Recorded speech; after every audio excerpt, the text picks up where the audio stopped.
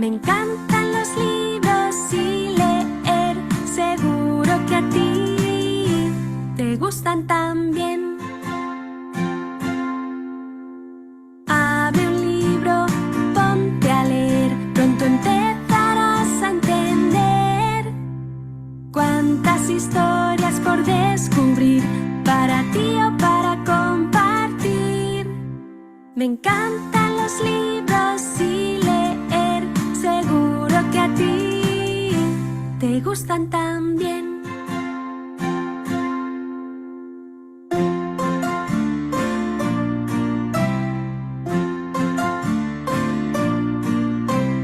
Ve a la biblioteca, qué bien, o a la librería también. Elige el que más te guste.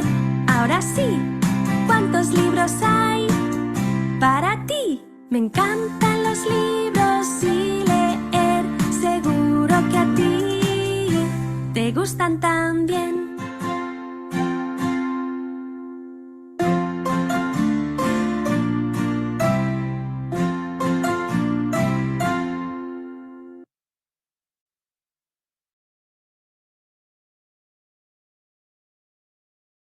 Muy buenas noches. Gracias a haber aceptado la invitación Unicornio Multicolor. En esta noche nos acompaña Armin Alfonso Soler. Nació en Cuba en 1985 y vive en Ecuador desde 2015. Es ingeniero de formación, pero se ha dedicado a escribir y editar para niños y jóvenes. Ya ha terminado, así que actualmente ya es de máster en escritura creativa en la Universidad de La Rioja, España, y diplomado en literatura infantil en la Universidad Metropolitana de Caracas. Es fundador de Andarele Casa Editorial y miembro de Girándula, Asociación Ecuatoriana de Libro Infantil y Juvenil, que ha publicado los libros Monstruos del Campo y la Ciudad, cuento, Olor a Hierbas, cuento, El Cucú Cántalas, poesía, y Quien dibuja las líneas de mapa, novela. Cuentos y poemas suyos aparecen recogidos en varias antologías. Ha antologado, versionado, editado libros de narrativa y poesía y escrito varios libros de texto para el sistema educativo ecuatoriano. Es conductor y co-guionista de los programas infantiles de radio Ritmo Cuentos, Cultura FM y Tobogán Radio Nacional Ecuador. Fue mediador durante casi 3 años en el Plan Nacional del Libro y la Lectura del Ministerio de Cultura de Ecuador, donde impartió más de 60 talleres de creación literaria para niños, niñas y jóvenes. Es miembro del proyecto internacional Hilo Colectivo, donde se desempeña como autor y editor. Es instructor de escritura creativa desde hace 2 años, ya 3 años sería, por la Fundación Voluntari y su programa de Homeschooling Scholar. En 2018 obtuvo el Premio Nacional de Literatura Infantil Darío Guevara Mayorga, categoría cuento, y en 2019 fue reconocido entre los autores destacados de Girándula con 2 obras. Su novela Quien dibuja las líneas del mapa fue seleccionada para integrar la prestigiosa lista de honor IBI 2022. Bienvenido, Armin. Qué gusto tenerte nuevamente con nosotros. Hola Jaime, muchas gracias por la invitación. Gracias a todos los que están en vivo acá en esta conexión de Zoom y también a los que verán la transmisión ahorita y los que la verán luego. Gracias por la invitación y bueno, un placer estar por acá.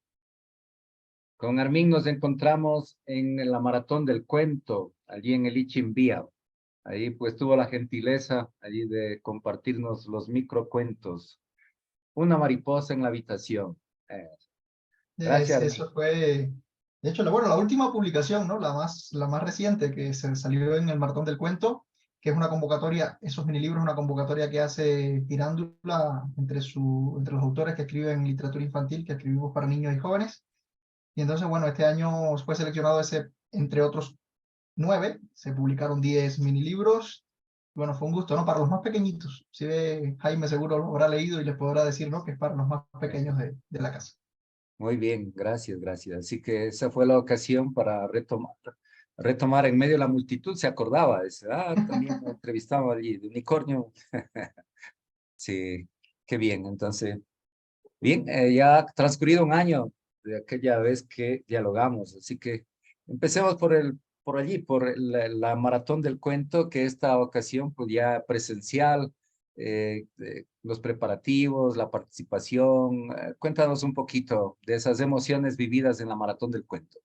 Y bueno, este año tuve la ocasión de poder también participar apoyando al comité organizador.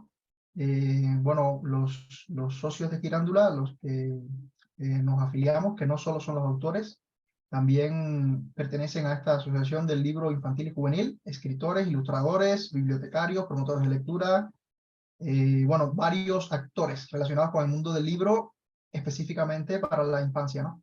Y bueno, de hecho, Girándula es la representación del IBI acá en el Ecuador. El IBI es la organización mundial que agrupa a los creadores y promotores del libro infantil y juvenil. Entonces, esa maratón del cuento que se celebra en el Parque Chimbía, que ya va por su 16 edición, si no me equivoco, cada año, que fundaron, por ejemplo, autores y escritores muy queridos y muy conocidos como Leonor Bravo, ¿cuál? 17ª, ya 17. 17. Sí. Exacto, le fundó Leonor Bravo, Edgar Allan García, Edna Iturralde, Graciela Edrich. Se me van a quedar los autores, ya no estaba yo todavía por acá en ese momento de la fundación, no, allá por el año 2006. Entonces, ha sido un maratón que, como bien dice la palabra, es un maratón de cuentos, de lectura, de literatura para niños. También en estos últimos años se ha integrado con una feria del libro especializado en la infancia, ¿no? Este año en particular se dedicó a los más pequeños, a los bebés. Se inauguró por primera vez una bebeteca para que la familia pueda ir a disfrutar, ¿no?, con los más pequeñitos, haciendo énfasis en la importancia también de leer y de promover la lectura hacia los bebés, incluso hacia las madres en estado de gestación, ¿no? Entonces ha sido un proyecto, o sea, es un proyecto muy sólido que lleva muchos años.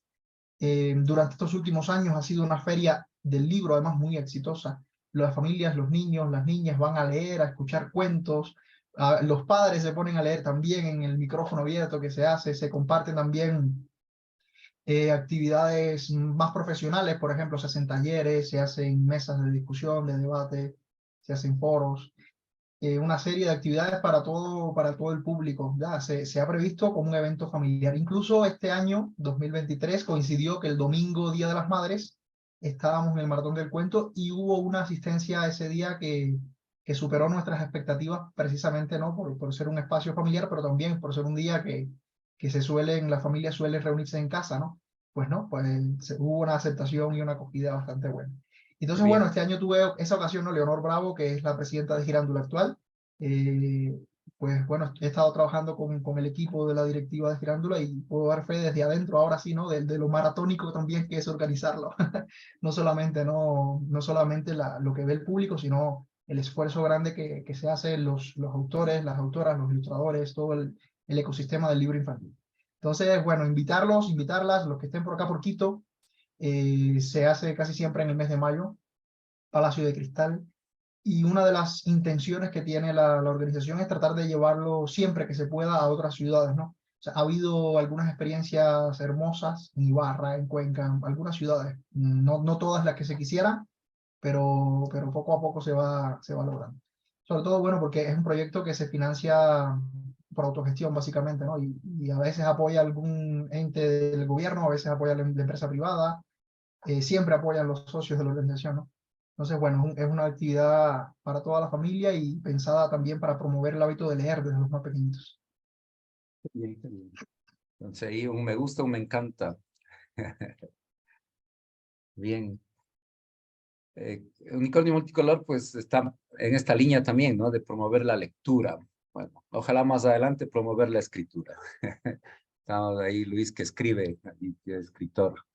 Bueno, así que cuéntame un poquito, a ver, tus lecturas y después nos comentas de Pues, tus libros escritos. De ahí puedes compartir pantalla como tú quieras. claro. Sabes que, mira, me estaba yo, mientras estaba preparándome para participar acá, yo decía, ¿de qué será que conversamos, no? Si es que ya hemos conversado una vez y seguramente la grabación está por ahí. Y me dije, mira, más que hablar sobre mí, les quiero hacer una propuesta, ¿no? Y esta pregunta que me has hecho de hablar sobre mis lecturas, pues creo que me da pie a eso. Me gustaría, si ustedes me lo permiten y si Jaime lo considera oportuno, me gustaría compartirles una lectura. Muy Y bien, adelante. hacer hacer este encuentro en la medida de lo que sea posible, ¿no? Hacer este encuentro que sea también, más que hablar de la persona invitada, pues yo poder compartirles un poco de lo que he estado estudiando, ya que, y así como Jaime decía que quiere promover la escritura además, pues les propongo hacer eso, les propongo que les comparte una lectura y me gustaría cubrir con esta lectura muchos puntos diferentes. El primero es qué bonito es que nos lean en voz alta, tengamos la edad que tengamos, ¿no es cierto? Y ese ejercicio, en primera instancia, ¿no? Me interesa mucho también promoverlo siempre que puedo. O sea, que no solo los adultos le leamos a los niños, sino que los niños nos lean a los adultos y que en un ejercicio de un club de lectura, como puede ser este, pues estamos también haciendo lecturas en voz alta. Y además de eso, en ánimo de, bueno, que decía que Luis escribe y bueno, seguramente algunas de ustedes también se han animado a hacerlo, aunque quizá lo tengan guardado para sí, porque siempre que casi siempre los lectores también nos desarrolla la inquietud por a veces escribir algo, aunque sea una carta, pero bien escrita.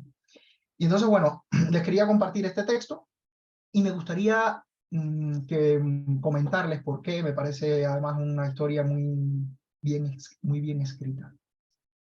Y bueno, este texto que he seleccionado para hoy se llama La Moza Tejedora. La Moza Tejedora es un cuento de la escritora brasileña Marina Colasanti, que recientemente ha obtenido el premio ESA de Queiroz, el reconocimiento más importante que se otorga en Brasil, su país natal, a los escritores, ¿no? Y que muy pocas mujeres han obtenido. No me atrevo a afirmar cuántas, si es que es la primera o no, pero sí es un reconocimiento, bueno, que como gran parte del canon literario, las mujeres han quedado relegadas a un plano, digamos que ahora se va rescatando, se va dándoles el valor que merecen en la historia de la literatura, ¿no?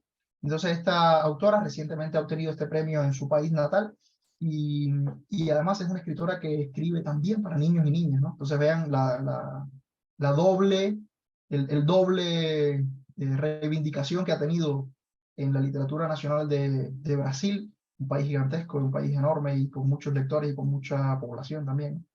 Entonces, para hacer justicia al crédito, esta obra está traducida por Isabel de los Ríos. Y les decía, bueno, Jaime decía que si compartía pantalla, porque es que antes de comenzar la lectura me gustaría mostrarles algo. Y yo creo que, este ejercicio que vamos a hacer de lectura, me interesa mucho que ustedes lo interioricen, ¿ya? Y que vean en la medida de sus posibilidades cómo hago determinadas cosas. Y una de las primeras cosas que quiero que se fijen es esto. Les quiero compartir la pantalla y les quiero compartir la pantalla para poder ver una palabra imprescindible para entender el cuento. Y es que es un telar.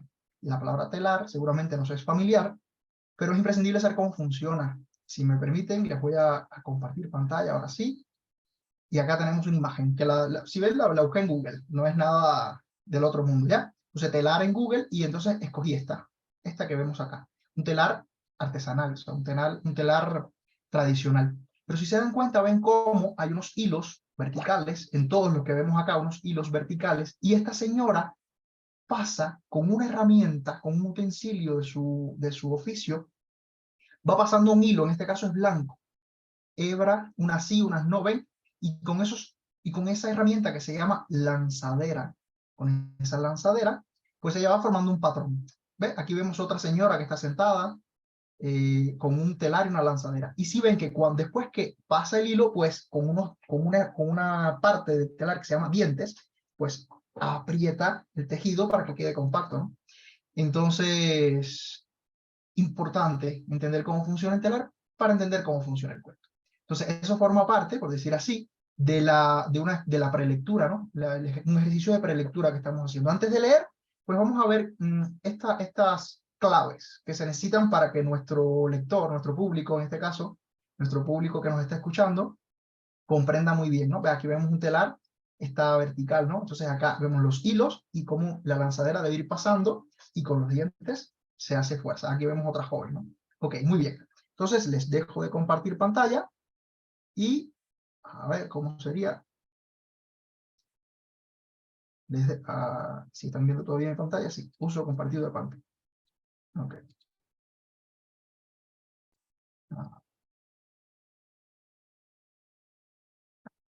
Es que antes me salía arriba, pero lo puse debajo porque ahora la cámara me tapa la aplicación. Entonces, bien, vamos a leer la moza tejedora. Dice así.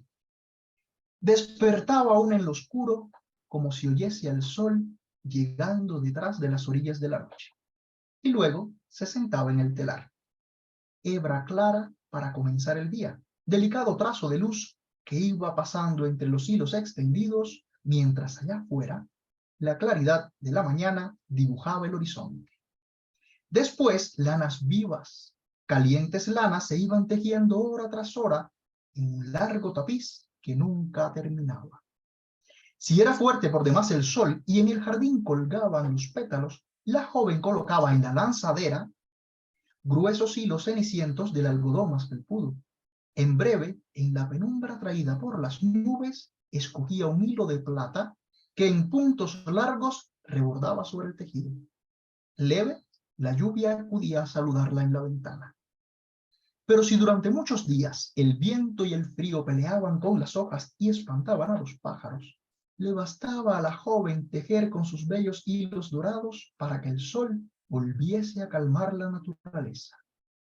Vean lo que va sucediendo en la historia, ¿no? O sea, esta no es una tejedora cualquiera. Así, tirando la lanzadera de un lado para otro y batiendo los grandes dientes del telar para el frente y hacia atrás, la muchacha pasaba sus días. Nada le faltaba. En la hora del hambre, tejía un lindo pez con cuidado de las escamas, y he aquí que el pez aparecía sobre la mesa, listo para ser comido. Si la sed venía, suave era la lana del color de la leche que mezclaba en el tapiz, y a la noche, después de lanzar su hilo de oscuridad, dormía tranquila. Vean que no es tampoco un telar cualquiera. Este es un telar que tiene una propiedad, y una propiedad que ahí les dejo para que ustedes la analicen y la reflexionen. Piensen qué es lo que sucedía, ¿no? Dice, nada le faltaba. En la hora del hambre tejía un lindo pez con cuidado de las escamas, y aquí que el pez estaba sobre la mesa, listo para ser comido. Tejer era todo lo que hacía. Tejer era todo lo que quería hacer. Pero tejiendo y tejiendo, ella misma trajo el tiempo en que se sintió sola, y por primera vez pensó que bueno sería tener un marido al lado. ¿Qué creen que haya hecho? ¿Se habrá ido de fiesta? ¿Habrá ido a una discoteca? ¿Se habrá ido a un bar? No esperó al día siguiente. ¿Será? Vamos a ver. Hasta tejerlo. Puede tejerlo. No esperó el día siguiente. Con el primor de quien intenta una cosa nunca antes conocida, comenzó a intercalar en el tapiz las lanas y los colores que le darían compañía. Y poco a poco su dibujo fue apareciendo.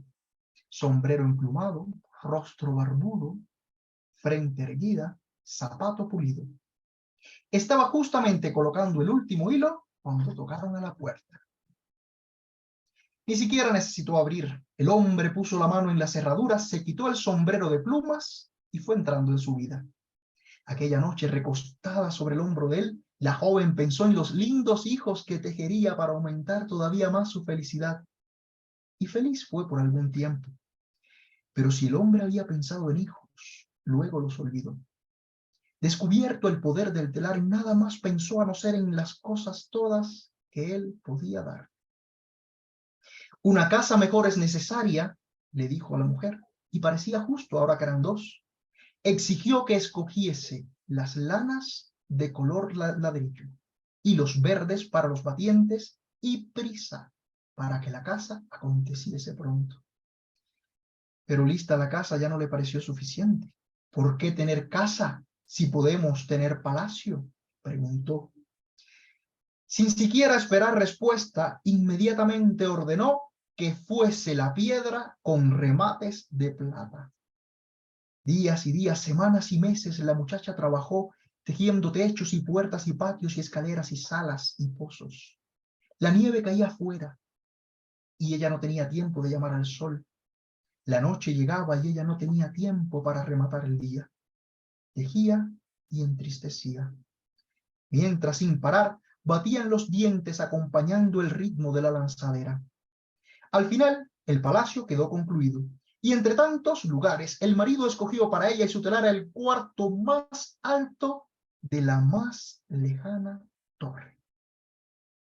Es para que nadie sepa del tapiz, le dijo, y antes de cerrar la puerta con doble llave, le advirtió, faltan las caballerizas, no te olvides de los caballos. Sin descanso tejía la joven los caprichos del marido, llenando el palacio de lujos, los cofres de monedas, las salas de criados. Vean esta frase, a ver si les suena de algo. Tejer era todo lo que hacía, tejer era todo lo que quería hacer. Y tejiendo, ella misma trajo el tiempo en que su tristeza le pareció mayor que el palacio con todos sus tesoros.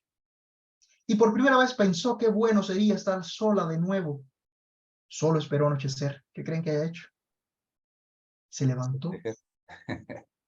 levantó mientras el marido dormía, soñando nuevas exigencias, y descalza para no hacer ruido, subió la larga escalera de la torre y se sentó en el telar. Esta vez no necesitó escoger ni un hilo, tomó la lanzadera al contrario y lanzándola veloz de un lado al otro comenzó a deshacer el tejido. Destejió los caballos, los carruajes, las caballerizas, los jardines. Después desbarató los criados y el palacio y todas las maravillas que contenía. Y nuevamente se vio en su casa pequeña y sonrió hacia el jardín, más allá de la ventana. La noche acababa cuando el marido, extrañado por la cama dura, despertó y espantado miró en derredor. No tuvo tiempo de levantarse. Ella ya deshacía el diseño oscuro de los zapatos y él vio sus pies desapareciendo, esfumándose las piernas. Rápida, la nada se subió por el cuerpo, tomó el pecho erguido, el emplumado sombrero. Entonces, como si oyese la llegada del sol, la moza escogió una hebra clara y fue pasándola lentamente entre los hilos, delicado trazo de luz que la mañana repitió en la línea del horizonte. La moza tejedora, un cuento de Marina Corazán, la escritora brasileña de la cual les he comentado. Bueno, les decía que quería con esta lectura abarcar muchas cosas. Lo primero que quería conversar con ustedes, ¿no?, es acerca del proceso de lectura en voz alta. Si se dieron cuenta, entre las cosas naturales que hace un mediador de lectura, alguien que pretende que los demás le presten atención mientras está leyendo, ¿no?, hace modulaciones en la voz, aumenta la velocidad, sube y baja el volumen. No necesariamente hay una correlación entre subir el volumen cuando es más importante. A veces las cosas importantes hacemos la pausa, lo decimos bajito. Vamos viendo, bueno, acá la virtualidad no nos permite tanto y hemos tenido que adaptarnos, yo creo que bien. Pero vamos viendo la reacción que tienen los lectores, que tiene el público, ¿no?, que nos está escuchando, lectores compartidos en voz alta en este caso. Pero hay otras cosas que también me interesan mucho, que se van más allá de la parte técnica y se van a la parte, no sé, procedimental, metodológica, no sé cómo llamarla, ¿no?, pero que me interesa mucho, ¿no? Sí se dan cuenta que para entender muy bien lo que pasó en esta historia era imprescindible saber cómo funciona un telar. Que podemos aprenderlo mientras leemos el cuento si le prestamos mucha atención. Pero pasa algo, cuando estamos leyendo introspectivamente, podemos regresarnos, ya podemos volver atrás a ver qué dijo, no entiendo esa palabra, voy al diccionario. Pero cuando estamos escuchando, solo tenemos habilitado, en principio, ¿no?, el sentido más importante es el oído. Y ya no está la vista acompañada por el oído, porque lo podemos leer en voz alta nosotros, para nosotros también, ¿no? Entonces, leer en voz alta, que es lo que se hace en la maratón del cuento en gran medida, es un ejercicio complejo para quien lo está haciendo, pero también es complejo para quien lo escucha. Entonces tenemos que facilitarle esa comprensión. Si se dan cuenta de que, por ejemplo, no hice el ejercicio con toda la profundidad de una actividad presencial, ahí Jaime me estuvo contestando, no sabía, tenía los micrófonos silenciados, no quería tampoco que se extendiera demasiado, ¿no? Pero llamar la atención sobre esos momentos importantes, esas cosas significativas que son imprescindibles para entender lo que va pasando. O sea, comprender que no era un telar cualquiera. Si alguien de pronto hasta ese punto no se había dado cuenta de que el telar era mágico, que el telar tenía la propiedad de convertir en realidad lo que la joven tejía, si alguien hasta ese punto no se había dado cuenta, pues el mediador, ¿qué hace? Pues se lo recuerda. Aquí está pasando algo. ¿Qué será que está pasando? El lector, el que escucha, pone atención. Incluso, si se dieron cuenta en mi lectura, yo les repetí un pedacito donde eso se ponía evidente. A la hora del hambre, o sea, si le daba hambre, tejía un lindo pez con cuidado de las escamas, y aquí que el pez aparecía sobre la mesa, listo para ser comido. O sea, es como una frase muy, muy importante, ¿no? Ahora, íbamos teniendo en cuenta, ¿qué será que hace la moza tejedora para tejer un marido, para tejer, para tener el esposo, ¿no? Por ahí de Jaime decía, perdón, que estaba hablando con mi amigo Jorge esta tarde y toda la tarde lo pasé hablando con él y ya se me ha quedado el nombre. Jaime decía, bueno, lo teje. Ya, seguramente muchos de ustedes y muchas de ustedes también lo habrán pensado, ¿no? Ah, ¿será que lo teje? Claro, es que de eso es el cuento, ¿no? Ya nos dimos cuenta, ya entendemos cómo funciona el telar cuando uno da una respuesta de ese tipo. Entonces es como un refuerzo que tiene el mediador que está haciendo la lectura en voz alta para recordar, ¿no? Siempre hay alguien que dice, ah, ¿será que lo teje? Hasta ahora me ha funcionado siempre, ¿no? Nadie dice que se va a la discoteca. Entonces, que sería algo más tradicional. Entonces, bueno, seguimos con la lectura y nos damos cuenta de que algo pasa con esta idea que tuvo la moza tejedora de tejer un marido. Bueno, ahí ustedes lo habrán escuchado en la historia, no vamos a entrar en el debate que me parece muy interesante, no es la parte más interesante de la conversación sobre de qué iba el cuento, pero quería hacer con ustedes un análisis técnico, ¿no? O sea, basado en las herramientas para el club de lectura, las herramientas para escribir, que las estoy dejando para luego. Entonces, bueno, cuando la moza tejedora decide que ya no soporta vivir así, pues nuevamente les hago la pregunta, ¿no? O sea, ¿cómo creen que se deshaga de su esposo? Y es muy curioso, ¿no? Porque las respuestas aquí varían. Entonces, muchas veces alguien dice, destejerlo, parece lo más natural, fue lo que sucedió en el cuento, ¿no? O sea, la autora también consideró que era lo más, ¿cuál es la palabra? Lo que cerraba el círculo, ¿ya? A la hora de escribirlo. Pero por ahí, sobre todo cuando se lo leo a algunos niños o en algún contexto, me dicen, romperlo, trozarlo, o sea, recortarlo con unas tijeras. Y entonces a veces, con licencia de la autora Marina Colasanti, con licencia de la traductora también, Isabel de los Ríos, pues yo me permito cambiar el cuento. Y yo digo, subió a la más alta torre, se sentó en el telar, no necesitó tomar ningún hilo, tomó unas tijeras y empezó a cortar el lienzo. ¿Por qué? Porque o sea, el lector, la persona que lee, y sobre todo cuando son niños, mientras más pequeños los niños, más se refuerza esta idea, ¿no? Le gusta sentirse inteligente, o sea, le gusta sentir que es capaz de pensar como el autor, que es capaz de adelantarse a la historia. Esa es una de las razones, por ejemplo, por la que los niños pequeños repiten y siempre piden, yo quiero que me lea el mismo cuento, y yo quiero que me lea el mismo cuento, porque sienten esa confianza, esa seguridad, ¿no? Entonces, saber eso, saber por qué los niños pequeños, por qué piden que repitamos la lectura, nos hace, pues, usar estrategias para la hora de leer con niños, por ejemplo, que también con adultos funciona, ¿no? A la hora de leer con niños, decir, bueno, pues, si yo sé que le gusta sentirse, que puede anticipar la historia, que le gusta sentir esa inteligencia que todos tenemos, ¿no? Y que esa intuición, yo decía intuición literaria, pues entonces, ¿qué nos cuesta como mediadores decir, bueno, me aparto un poco del texto y los complazco? ¿Por qué? Porque es que la solución también es válida, ¿no es cierto? Si dicen, se divorcia, bueno, eso se aleja un poco más de la metáfora del libro, ¿no es cierto? Entonces digo, bueno, pero en podemos conducir la lectura. Si dice, bueno, no sé, le pone la ropa en la calle, no, lo que se me ocurra. Han surgido, o sea, de esta lectura, de este cuento, ha surgido muchas respuestas muy interesantes. Pero es muy curioso porque en sentido general, en diferentes rangos de edad que he compartido esta lectura, sí hay una intuición literaria, o sea, sí nos va llevando la historia por un camino que quien la lee, quien la escucha, comprende cuál es la metáfora, ¿no? Cuál es el halo que envuelve este cuento.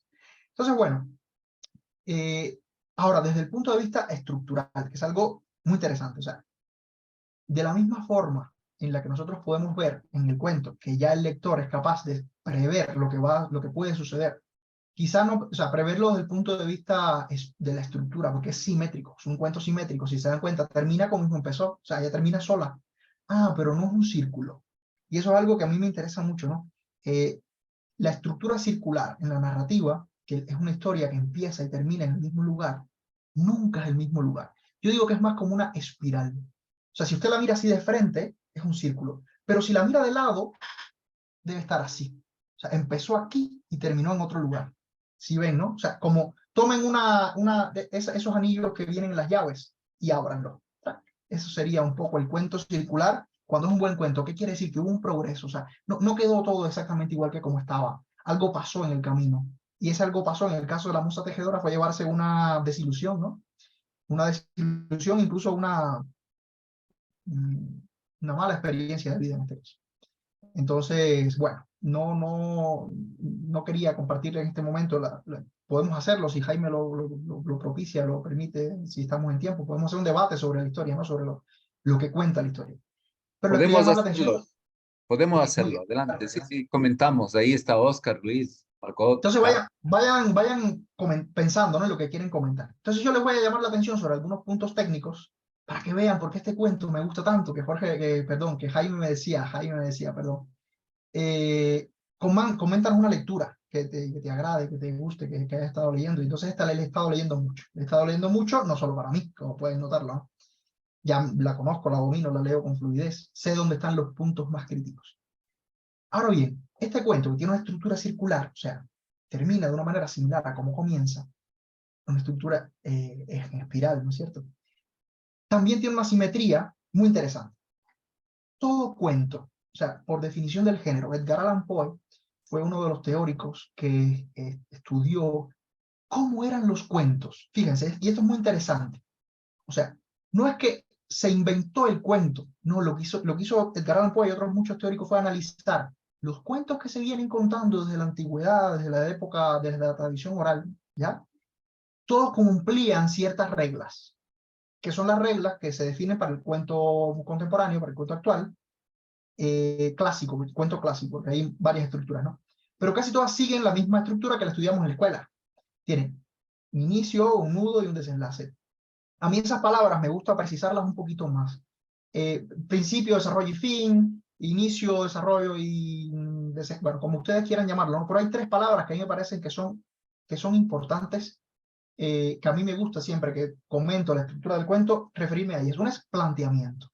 Porque inicia todo, inicia una carta, inicia cualquier formato, ¿no? Pero un planteamiento, pero no un planteamiento de cualquier cosa.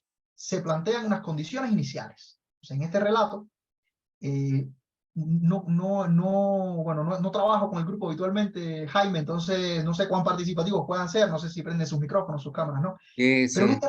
en este relato, ya, hay una condición inicial. Es importante saber, en ese planteamiento del cuento, cuál es la característica que tiene este telar, ¿no? Y quién es esta joven y qué hace, a qué se dedica.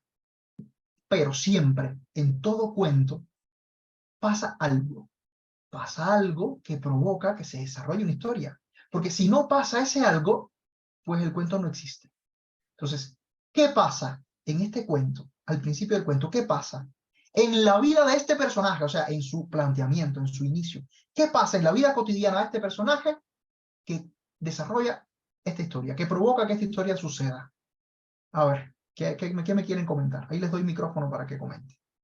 Allí, Por pues, acá está con Oscar, cámara Luis. Oscar, está con cámara Luis, pero las que no tienen cámara, porque son las chicas, con mucho gusto también pueden opinar sin cámara, pueden comentar. Luis está abriendo el micrófono. Por favor, Luis. Ya, sí, me fascinó este cuento en el sentido de que tiene color, ¿verdad? Ah, mira. Él tiene esa sonoridad, tiene sonoridad en el sentido que la persona que lo narra, ¿verdad? Esas variaciones de tono, esas velocidades, ese acercamiento al íntimo del que está escuchando, como quien dice, sí le estás poniendo asunto. ¿Entiendes? Entonces, hay una sonoridad, hay un color, hay un espacio, una dimensión que va cobrando diferentes espacios y va creciendo, ¿verdad? De lo que yo identifico, y yo podríamos decir que estoy de acuerdo contigo en el carácter de espiral de esta lectura, es que hay un momento en el que nace de alguna forma plano, pero va tomando cuerpo, ¿verdad? No solamente a lo largo y a lo ancho, sino también otra dimensión. Y dentro del que está escuchando también sucede eso porque le va incorporando esas entrelíneas, esos supuestos del que escucha, ¿sí?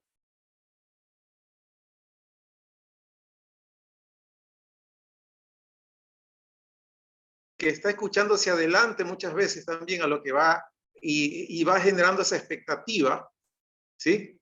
Y es ahí donde, por ejemplo, en algunas ocasiones en el cine o en el teatro o en las novelas, por ejemplo, muchos consultan a través del internet, consultan que cómo le gustaría el final.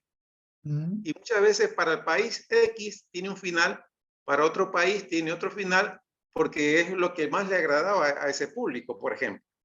¿Sí? Entonces, identifico dentro de este espacio, este cuento, esa gama de colores que empiezan a darle vida al que escucha. El que Mira qué escucha interesante.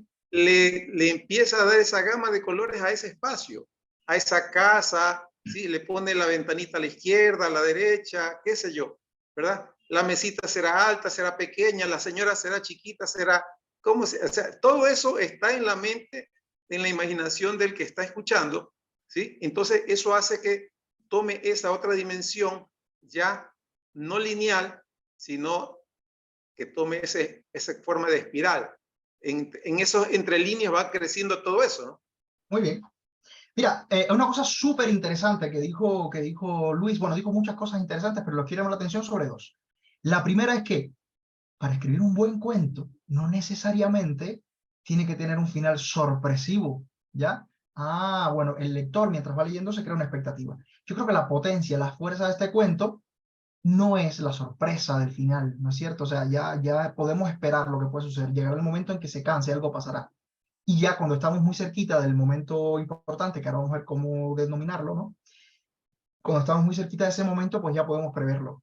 Ah, bueno, en un cuento policial quizá no sería tan saludable para el escritor, pues hacer que sea muy previsible. Entonces ahí entran a jugar otras condiciones como los géneros, ¿no es cierto? Pero en este género, del cuento maravilloso en el sentido de que es un tener mágico, ¿no? Vemos cómo funciona juega maravillosamente la autora con el género y nos deja que el lector sea capaz, porque el peso de la historia, el peso de la narración, la fuerza no está en la sorpresa, sino más bien en la historia que está contando, ¿no? O sea, en la realidad, en esa circunstancia de que vive la moza tejedora, que además es una circunstancia metafórica, pero extrapolable a muchas circunstancias reales, ¿no? Sí. Es lo bonito de la Correcto. literatura. Y otra cosa que dijo Luis, que es un llamado de atención gigantesco, ¿ya? Pero yo creo que es el llamado de atención más importante con respecto a la lectura. La gracia de la lectura, o sea, la gracia no, la magia, pero una magia científica, la magia que provoca la lectura en nuestro cerebro, ¿ya? Es que nosotros leemos hormiguitas sobre un papel blanco o escuchamos una narración y eso tenemos que transformarlo en imágenes en nuestro pensamiento, ¿no es cierto? Entonces, en la medida en que nosotros lo ejercitemos con mayor fuerza, por ejemplo, esa torre alta, allá donde pusieron a la moza tejedora, tenía una puerta que la cerraron con doble llave. Esa puerta seguramente es una puerta pesada, no lo dice el texto, pero la circunstancia de la lectura nos lleva a pensarlo, ¿no? La llave, ¿cómo sería la llave de esa puerta? Si no una llave pequeña, sería una llave grande, con esos dos dientes, ¿no? De las llaves medievales, de las llaves antiguas, de los palacios, de los castillos, donde encerraban uno piensa en una llave de calabozo. Yo, por ejemplo, no nos dicen que es un calabozo, pero es la alta torre, allá. Y fíjense que ella no estaba castigada, sin embargo, sí estaba castigada, ¿no? Porque no podía hacer lo que quería. La confinaron a esa torre. Entonces ese ejercicio de ir pensando, de ir visualizando, de ir sintiendo todas esas sensaciones volumétricas de color, de sonido que decía Luis, son muy valiosos para el cerebro. O sea, eso es lo que es lo que llega a ser la lectura en profundidad. Ah, pero se dan cuenta de que eso es contrario de leer rápido, ¿no es cierto? ¿Por qué? Porque si leemos rápido, no nos detenemos a figurarnos las cosas. Tengo un cuento, hablando un poco también que Jaime me había pedido, ¿no? Tengo un cuento que se llama Un regalo feo, que salió publicado también en Girándula hace unos años ya. Y en ese Un regalo feo, la descripción del personaje principal, que además es un narrador, fíjense, como el personaje protagonista es el narrador, no tiene demasiado sentido dentro de ese cuento que él se describa a sí mismo. Hola, yo soy así, así, así. No. Él va dando pistas de su anatomía según va contándonos una historia. Bueno, en fin, les invito a que lo lean. Está libre en internet. Se lo pueden buscar, Un regalo feo. Buscan Un regalo feo, Armin Alfonso, y por ahí lo encuentran en internet. Entonces, pero llamar la atención sobre eso, ¿no? O sea, si vamos a hacer la descripción del personaje, pues lo dispersamos a lo largo del texto, pues les queda a los lectores ir reconstruyendo esa imagen en su pensamiento todo el tiempo. Entonces es como un ejercicio de estar todo el rato reimaginándose. Y es un ejercicio que yo hago, por ejemplo, con los niños, porque yo les digo, dibujen el personaje que está contando la historia. Entonces ellas lo empiezan dibujando, pero luego se dan cuenta de un detalle. Y dicen, no, espera, tengo que modificar esto. Entonces es un ejercicio muy simpático porque muchas veces tienen que botar o borrar lo que estaban haciendo y empezar a reimaginarlo de nuevo, ¿no? Y termina siendo, el narrador protagonista termina siendo, o sea, un personaje no humano. Ya, vamos a dejarlo ahí para no hacerles el spoiler, ¿no? Pero miren qué ejercicio, qué llamado de atención más interesante de Luis con respecto a eso. Ahora, por retomar el hilo de donde nos habíamos quedado de la estructura del cuento, les voy a recordar básicamente de qué trataba la historia, para que, bueno, ya lo hemos olvidado, no lo tenemos delante, y presten atención a los momentos más relevantes que yo les voy a contar. Había una moza, una joven tejedora que tenía un telar mágico, ya se los digo con otras palabras, ¿no? Tiene un telar mágico, que todo lo que ella tejía en el telar se volvía real. Y vivía sola en su casa y un día se sintió tan sola que quiso tener un compañero, ¿no? Tejió un marido, pero este marido le salió ambicioso, codicioso, un patán, como dicen muchas veces en las presentaciones, se volvió avaricioso, codicioso, un mal compañero, ¿no? La obligaba a trabajar y ella no tenía tiempo de ser feliz, hasta que ya se cansó de todo eso y tenía en sus manos el poder de liberarse, y lo ejecutó. O sea, deshizo el tejido y volvió a su vida anterior, ¿no? Su vida de joven, sola y feliz en su telar, con su telar. Entonces, bien, ese resumen de la historia, veamos que tenemos un planteamiento inicial y pasa algo. Ella se siente sola. Y ese sentimiento de sentirse así, provoca que ella tome una decisión, que es tejer un esposo. Y esa acción de tejer el esposo es la que provoca que la historia suceda, ¿no es cierto? Si ella no se hubiera sentido sola, o no hubiera tejido su esposo, ¿no? Lo podemos ahí vincular y relacionar, el cuento no hubiera ocurrido, o sea, no hubiera ocurrido la historia que cuenta este cuento. Entonces, cuando uno es escritor, lo tiene que tener muy claro. Que para que el cuento sea cuento, tiene que pasar algo, o sea, tiene que suceder algo que provoque que se desarrolle la historia. Y ese algo, en la bibliografía técnica le llaman conflicto. Pero vean que le dije el nombre al final, porque muchas veces las personas, ¿cuál es el conflicto? El conflicto es la ambición del hombre. El conflicto es, no. En literatura llamamos conflicto del cuento, el conflicto del cuento es eso que pasa, que provoca que la historia suceda. ¿Ya? En el cine, en el guión de cine, le llaman a ese momento del guión de cine, le llaman primer punto de giro. Y creo que tiene sentido, ¿verdad? O sea, hay unos personajes que viven de determinada manera y de pronto pasa algo que cambia su modo su estado, ¿no? El estado en el que se encuentra. Y eso provoca una consecuencia. Esa consecuencia, esa acción provoca una serie de hechos concatenados, mejor hilados que otros, a veces en un cuento más que en otro, a veces más fraccionados, a veces más causa-efecto. Pero siempre llega un punto donde ya esa tensión narrativa no aguanta más. En este caso, ¿cuál es el punto donde ya esa historia, ese desarrollo que ha venido sucediendo de acontecimientos, el esposo le pide esto y luego le pide aquello, le encierra en la torre, le sigue exigiendo cosas, llega un punto en donde ya la historia se va a resolver, ¿no? O sea, punto de máxima tensión narrativa, también llamado clímax. El clímax de esta historia, ¿cuál sería? ¿Cuál sería ese momento donde a partir de ahí se desenlaza? Ya, esto es lo último que sucede, ya hasta aquí. Vamos a leerlo. Miren de qué forma tan preciosa lo hace Marina Colasanti. Vean, fíjense. Les voy a leer cómo dice el fragmento del texto donde se localiza el conflicto. Dice, tejer era todo lo que hacía, tejer era todo lo que quería hacer, pero tejiendo y tejiendo ella misma trajo el tiempo en que se sintió sola y por primera vez pensó que bueno sería, o sea, ese es el momento conflicto, o sea, el momento que provoca que se desarrolle la historia. Y vean cómo es el clímax de este cuento. Vean qué belleza, ¿no? Qué bien hecho está.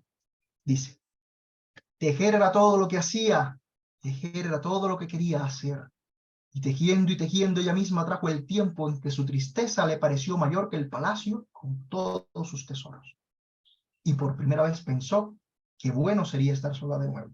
Entonces, esta historia es una historia ejemplar. O sea, ejemplar en muchos sentidos, pero me sirve para ponerles de ejemplo cuando hablamos de estructura del cuento. Tenemos un planteamiento, algo pasa, se desarrollan unos hechos que llega a un punto donde hasta ahí, o sea, donde es el punto de máxima tensión narrativa, clímax, y a partir de ahí se desenlaza la historia. O sea, en este caso, la protagonista toma una decisión, ya pasa algo, una decisión en este caso, que provoca que ya la historia se desenlace. Eso que esa historia se cierra. ¿Cuál es la historia que se cierra? Bueno, pues la aventura, ¿no? Del matrimonio, por llamarlo de alguna forma, que tuvo la moza tejedora. Ahora bien, con respecto a la historia, me gustaría que me contaran, ¿no? ¿Qué les parece? O sea, si es una historia que tiene sentido. Fíjense, es un cuento maravilloso de los antiguos, porque la protagonista es una mujer. Y algo le pasa a esta mujer, ¿no? Si alguien quiere comentar. Oh, Oscar, encendió su micrófono, por favor. Ah, perdón. Sí está abierto el micrófono, pero no lo escucho. No sé si los demás lo escuchan. No, No lo escuchamos. Algo está pasando. Ahora sí. Ahí estamos. Ok, bueno, saludos a todas y todos. En realidad estoy muy feliz, muy contento. Me desvinculé unas 2 o 3 semanas porque estábamos con algunos temas aparte de esto, ¿no? Entonces, me alegro retomar el contacto con esta programación que impulsa, que lidera Jaime, y escuchar toda la reflexión que hizo Armin al principio sobre, bueno, el sentido de leer y lo que puede aportar la lectura a la humanización de la humanidad deshumanizada. Vamos a jugar con estos términos. Yo creo que es increíble, es maravilloso realmente. Entonces, y ya refiriéndonos al cuento, pues yo creo que el arte tiene la capacidad de ser polisémico, de encontrarle muchos sentidos, muchos significados. Esa es la característica de una obra de arte, en este caso de este cuento de la literatura, ¿no? De que podemos entender de distintas maneras el desarrollo de este cuento. Y a mí lo que sí me gustaría compartir mi reflexión es en esta moza tejedora, es el protagonismo de la mujer. Es decir, yo creo que las personas que estamos participando de lo que se está debatiendo y discutiendo sobre la igualdad de género, yo creo que este cuento nos viene muy bien también para trabajarlo en este aspecto. En este momento yo soy educador de adolescentes y estoy trabajando justamente esta problemática de la desigualdad de género, todos los problemas que hay, la violencia, que incluso a veces deviene en femicidio. Entonces yo creo que qué lindo, este cuento me viene muy bien porque de alguna manera hay un protagonismo súper que interesante de esta moza tejedora, de que va generando a través de su tejido, va generando los espacios, lo que ella quiere, los momentos que ella quiere, y finalmente en ese protagonismo, cuando efectivamente ya llega al clímax y después ya no se puede sostener más la historia, entonces ella decide pues culminar con este drama. Podríamos decir que al final significó el estar unida a un esposo, a un compañero ambicioso, maltratante, podríamos decir, porque al final, mire cómo le confinó ya y solo pensabas en el bien personal de él, ¿no? Y no tanto de esperar, pues también, o de conversar con ella de cómo se siente, ¿no? Pero qué lindo que en sus manos estaba la capacidad de deshacer todo y de volver al punto de partida, que en realidad, como a mí me gustó también mucho la imagen de la espiral, de que la espiral, a mí me encanta siempre hasta para mi vida el tema de la espiral, de que parte de un punto, pero yendo y viniendo va creciendo y va increciendo, podríamos decir, infinitamente. A mí me encanta mucho la imagen de la espiral. Aparentemente regresa al punto de partida, pero no es así. Al final ella ha hecho todo un protagonismo, ha desarrollado un protagonismo importante y regresa a ese punto de partida, pues, pero sin duda con un crecimiento, me imagino, muy grande, ¿no? De ella, de ser la protagonista de la historia. Bueno, eso quería compartir en este momento. Muchas gracias. Miren, qué interesante, ¿no? Yo creo que lo más importante de esta historia, desde el punto de vista de su valor social, es lo que acotaba el profesor, ¿no? Cómo la mujer tenía en sus manos esa emancipación, ¿no? Y la ejerció. Y aunque pudiera parecer en el contexto del cuento algo muy obvio y algo muy fácil, sabemos que en la realidad no sucede, ¿no es cierto? Sabemos que hay muchas cosas complejas, por decirlo así. O sea, es un tema muy complejo. El hecho de que el profesor lo esté tratando con los jóvenes y los adolescentes, pues me parece muy interesante.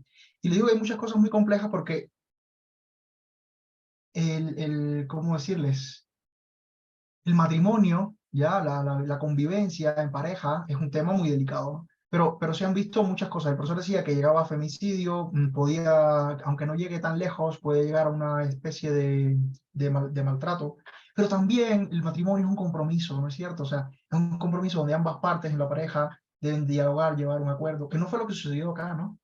Acá ella decidió, mira, esto no es una relación que me interesa y cortó por lo sano. Claro que lo que quiere transmitir Marina Colasanti va por ese sentido. Es esa ¿cómo decirlo? ¿No? Es una invitación de alguna manera. Y además es algo bastante valiente, si lo podemos ver. Si nos ponemos a analizar un poco el contexto de la mujer latinoamericana, es una realidad muy compleja, ¿no? Entonces, la invitación, profesor, a reflexionarlo con los jóvenes y a llevar el texto y a analizarlo y a compartirlo, yo creo que es muy interesante. Y tiene mucha tela, como les decía, ¿no? O sea, bueno, hay que ver, ¿no? Esta joven se sentía sola y después su compañía, como dice el dicho, ¿no? O sea, mejor estar solo que mal acompañado. Y ahí vinculamos con la tradición popular también. Quería aportar algo ahí, Por favor. si me permite.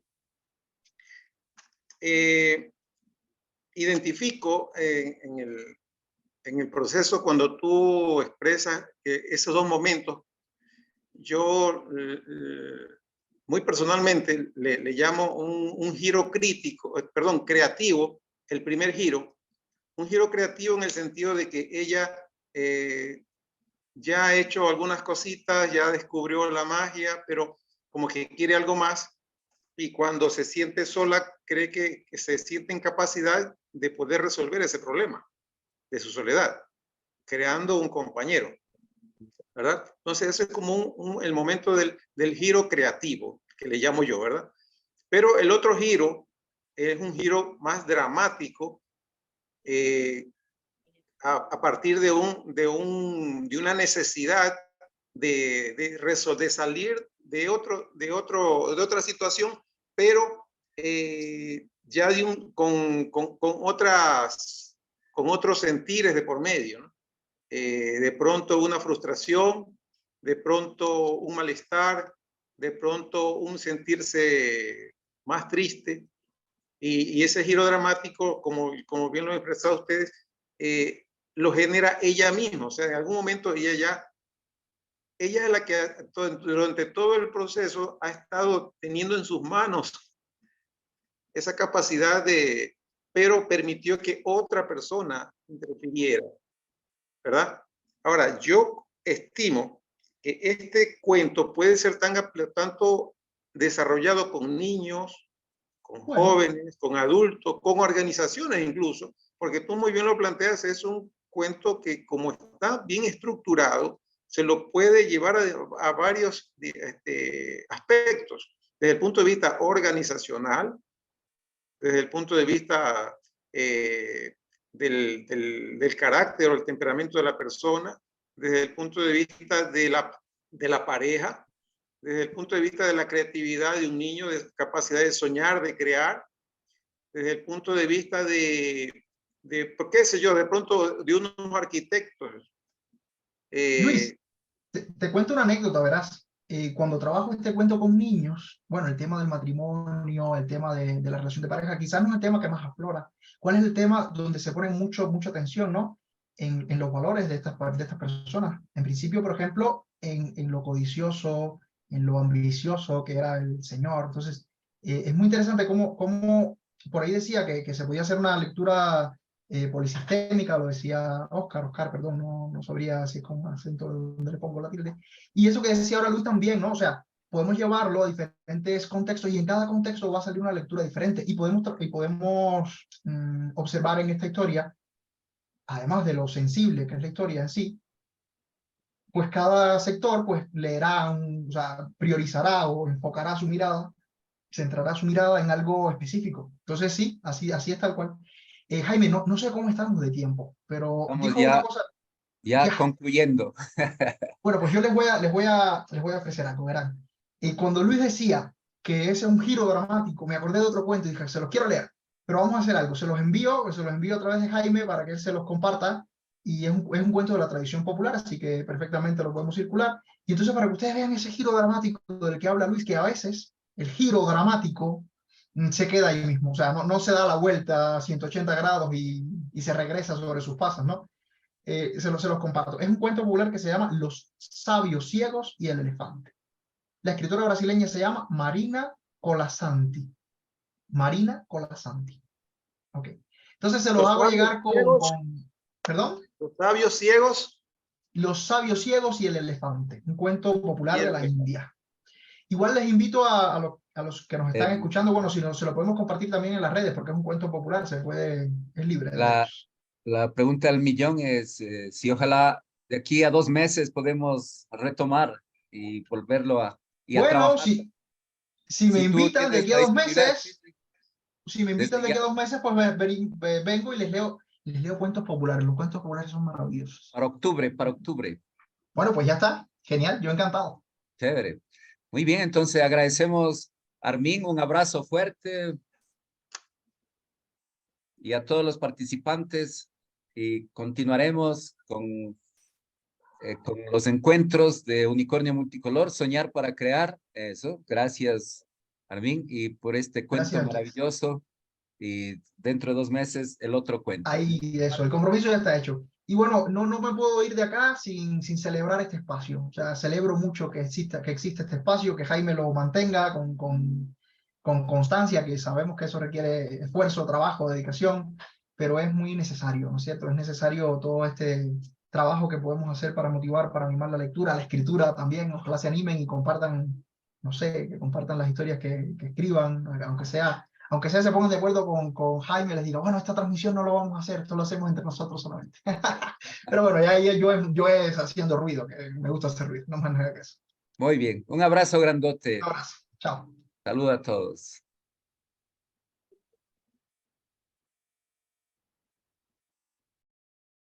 Gracias. Un abrazo a todos. Gracias también.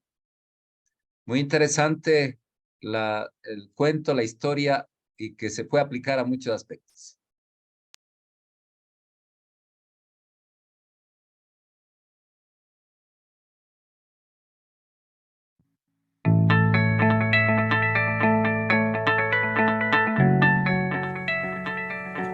Unicornio Multicolor se dedica a la promoción de lectura y talleres de lectura.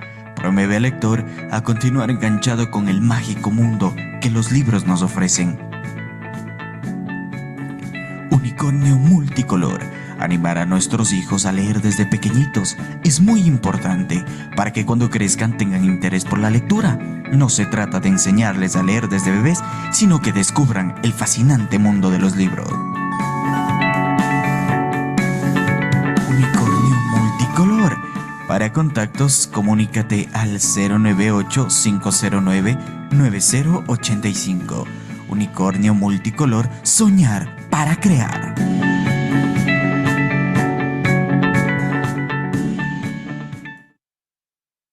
Si está aquí la Marina Colasanti. ¿Ah? Si tiene el PDF.